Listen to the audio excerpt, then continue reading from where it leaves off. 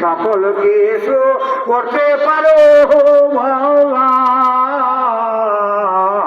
কোরআনে শুনি আল্লাহ আল্লাহ আল্লাহ আল্লাহ আল্লাহ পাক আল্লাহ আল্লাহ পাক আল্লাহ আল্লাহ কাদের গুনি তুমি কাউরে বানা বাউরে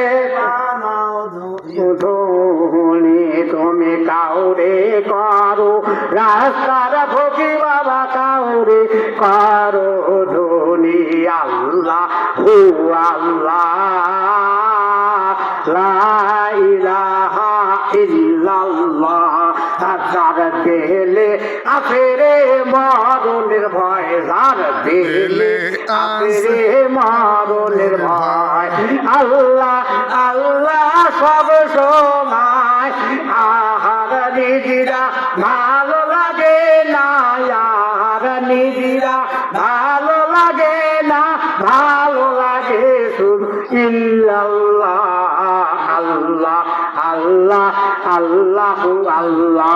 এখানে পানি পড়া দিবেন আমার পীর সাহেব সৈয়দ নজরুল ইসলাম, আপনারা পানি পড়া নিলেন। এখন হাতে উঠেছে কি? আচ্ছা, উনি উঠে গেছেন, হুজুর সাহেব উঠেছেন। যারা যারা পানি পড়া নেবেন দয়া করে পানি নিয়ে আসবেন। আর সঙ্গে আমি বলেছি, আমি একজন আপনাদের আলাদা মানুষ, আমি কিন্তু কারো হুকুম দিয়ে বলিনি। কিছু হাজিয়া দেওয়া লাগে বাবা।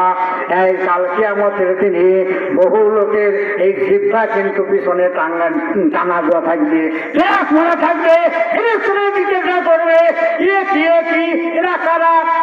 এরা কিন্তু জিজ্ঞাসা করবে কারা, তখন বলবে জানিস না, এরা আসলে একসময় বক্তা মিথ্যা কথা করে ঘুরেছে। এমন বক্তা নাই, চাকরি ছুটি দিয়ে ঘুরিছে, ফাঁকি দিয়েছে, হক কথা বলেনি, এই জন্যে তাদের জিহ্বা টান দিয়া এরা মারা হয়েছে। আমি তাই বলবো, আল্লাহর ওলি যারা হয় তাদের হাতে হাত রাখলে বাজান রে, ওই হাতের বরকত হইয়া যায়। পীর সাহেব হুজুর সৈয়দ নজরুল ইসলাম, ইনি ছিলেন একজন বয়স্ক মানুষ। আর মাত্র কয়েকদিন পর তার বয়স হবে কত? তার বয়স হবে কত? 100 বছর। উনি আল্লাহর ওলিত্ব পেয়ে গেছে।